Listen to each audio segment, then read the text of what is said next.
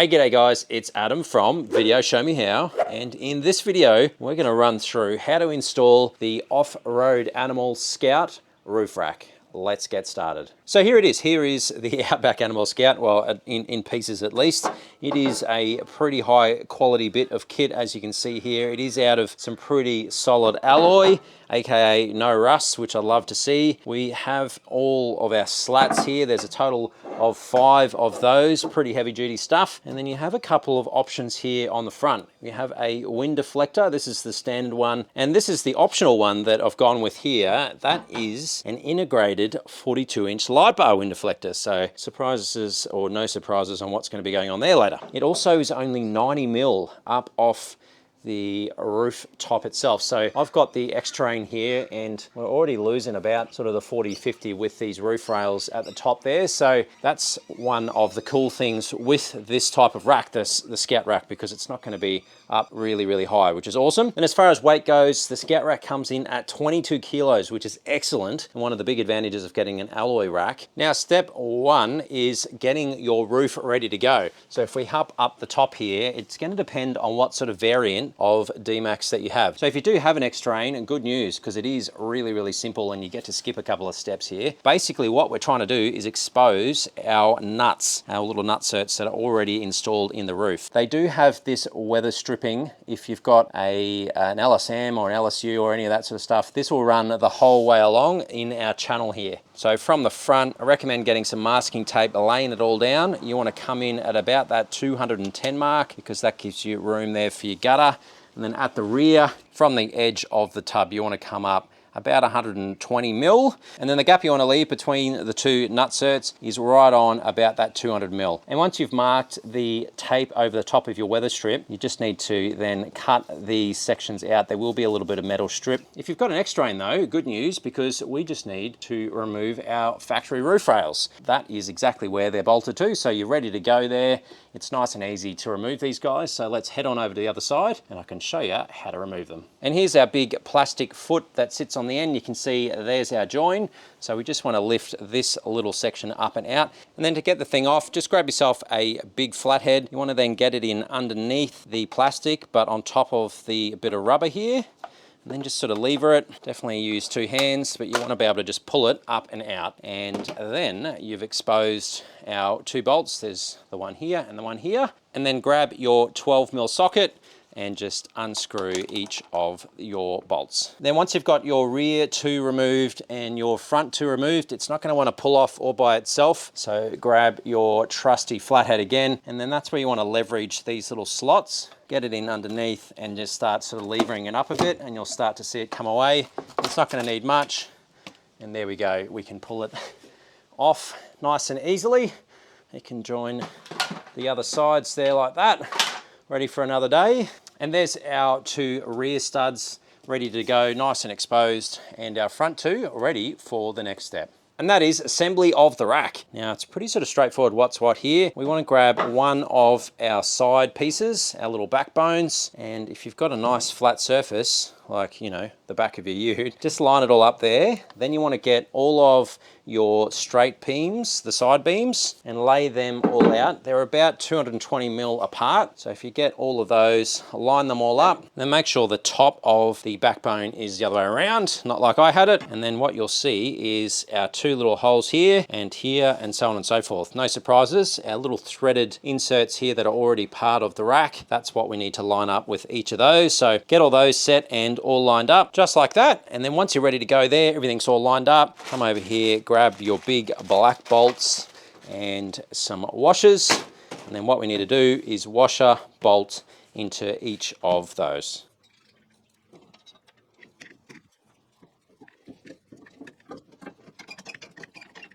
And there we go. Once all of these 10 on this side are all in and nice and tight, you just want to flip the whole lot around and do the same thing for our remaining leg. And there we go, all put together. From here, it's just a matter of swiveling it around so that these front legs are facing rearwards, because from there, you either want to put your factory wind deflector on, this guy here. For us though, we'll be installing the optional version, which is our integrated 42-inch light bar version.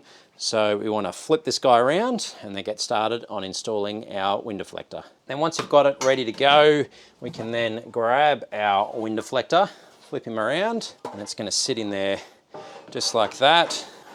Nice and integrated. So similar to all what we've been using before, you just need these standard little bolts here and then your little bag of M8 bolts. And then what we do with these is they slot into our little slots over here. So as you can see, we just want to slot him in. And then once you've got all your nuts all aligned there, it's just a matter of bolting it into place. Don't forget to use your washer just like you have on everything else, and then bolt those 5 across the top into place. Now once you're at this point, you're almost home free as far as the rack construction goes. There are 3 on either side to finish off the wind deflector. So you want to bust out the smaller bag of smaller black little round head ones, those guys there, and these tightening nuts there.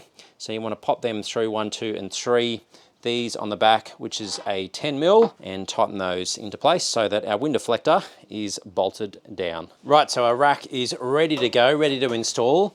So we need to prep our roof now, and you'll see that we have our little mounting feet here. The long ones are for the front and the shorter ones are for the rear. Now, you'll notice that there is a little M8 cutout on the back, and that is to put one of the little M8s in there like that, and it sits like this one. So that actually is sandwiched underneath like that.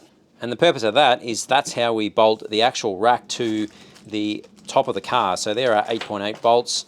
They ultimately will bolt the rack through using the tabs, but these guys then secure it to the roof itself. You are going to need some of these guys, or I recommend getting some of these guys for this step, because blue's optional, because we are going to be using some Sikaflex, and I recommend this stuff. It's a 227. You want to make sure that you have properly sealed everything up the top here, because this is going to go straight into your roof. So if you imagine we don't seal this, water absolutely will make its way down into this space here. So you want to get some of the 227, you want to liberally coat all underneath here, all underneath where the bracket goes, all along here, a little bit into the bolt hole as well, so that it is all nice and sealed. And once you've got him dropped into place, before you go cleaning up, you want to make sure everything is all nice and aligned. So grab your longer bolts here, the 40mm ones, a 13mm socket, line them up to the holes, and just give it a wiggle until you know it's in, just like that. Then you can start tightening these guys down. Just tighten it down in alternate bursts so that you're keeping a nice even seal underneath there.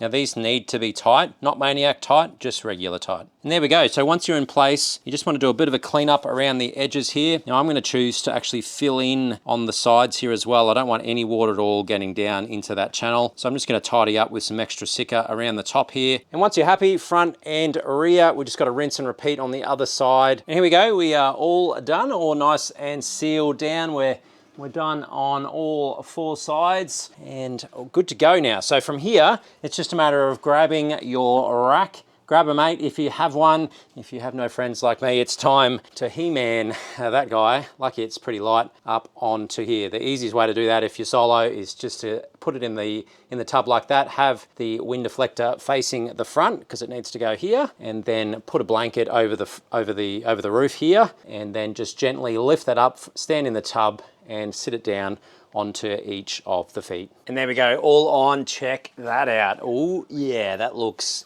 nice and slick. Have a go at that. We need to actually attach the thing because it's just sitting there. So we need to get our last couple of bolts that are left in our last little baggie, which are these guys here, your little 8.8 bolts. They have a spring washer on them as well.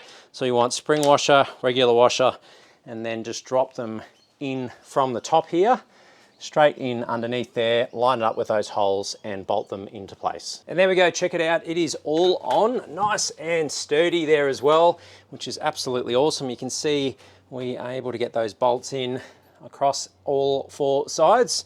So they are nice and torqued down. Just double check your seal and make sure you haven't sort of mucked up any of the Sika. You want to make sure you Sika it once, Sika it good.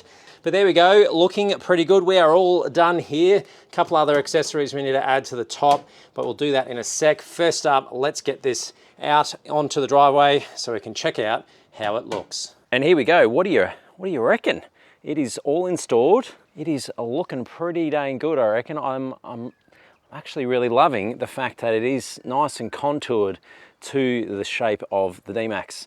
This little wind deflector in here, pretty dang cool. Of course, this business here, far too insufficient. So we need to rectify that. So if you're not subscribed to the channel, make sure you do, because that one is coming out to a video near you soon. And then also some other lights. But for the moment, there's the rack. What do you reckon? What do you reckon? That is nice and slick, all following it all the way around. There's the rear there. And then if we jump up on the top, I have got some of the accessories. And this is what I really like about this rack as well, is all of these are the standard alloy channels, which means some 8.8 bolts will slot straight into there. These are just some factory, some tie down points from the local big green shed. They're an M8. They just slot straight into there, just like that. And boom, easy tie down points to put swags or what have you on the top. So now the number one thing that I've been getting asked about is wind noise for this thing in the DMs and what have you on the social media. So I went out and did a test in between these two takes, and here are the results. Right, so here we go. This is test number one, sound test number one, and this is without any roof rack. This is the standard X-Terrain roof rails that live at the top. Of course, we've got bigger tires, we've got the lift, we've got all the mods that you can see in the video, but this is no roof rack.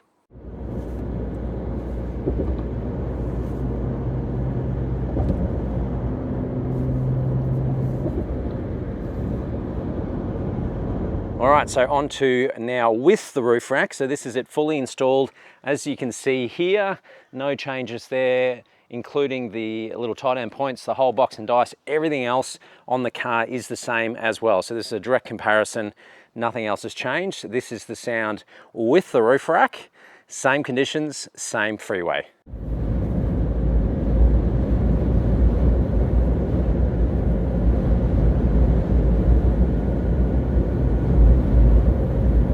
And there you go. So about that sort of 5 dB mark. Now, of course, not a massively scientific test. You can use your earballs listening to the differences there. The sound meter, of course, based on my phone, it's in that same cradle position that you've seen in the previous video. Check that one out if you haven't already. But that's about as scientific as it gets. But it gives you at least a bit of an indication about just how noisy this thing is. I reckon that's not too bad. I've had some shocker roof racks before where they have, particularly it seems the ones that have that mesh stuff that sits on the top, those suckers they just don't seem quiet. So I've had a few of those in the past, a few different variations, but overall I reckon that's not too bad. So up to you. Let me know in the comments down below. What do you think? What do you think in comparison to other roof racks that you may have had in the past? But there you have it, guys. That is the install of the off-road animal roof rack, the Scout roof rack for the dmax or the BT. Obviously they do other cars as well, but we're not interested in those. We are interested in the dmax and the mods, the overlanding, the touring mods for the dmax, and that's a bit of an enabler to enable us to do a bunch of extra mods that are coming soon. A couple of them are hidden just in there. So keep an eye out on the channel. Subscribe, of course, if you haven't already. Of course, as always, a huge thank you to the patrons of Video Show Me How. That little bit of extra support goes a long way, and it sort of all adds up, right? It helps me bring more of this content out for all of you guys. Of course, check out the dmax playlist if you're doing a build yourself or you're looking for some inspo or anything like that. There are a zillion, well, 40 something videos on there to date, but there's still a stack more to come. But as always, guys, I hope that you have an amazing day, and I will see you in the next video. Cheers, guys.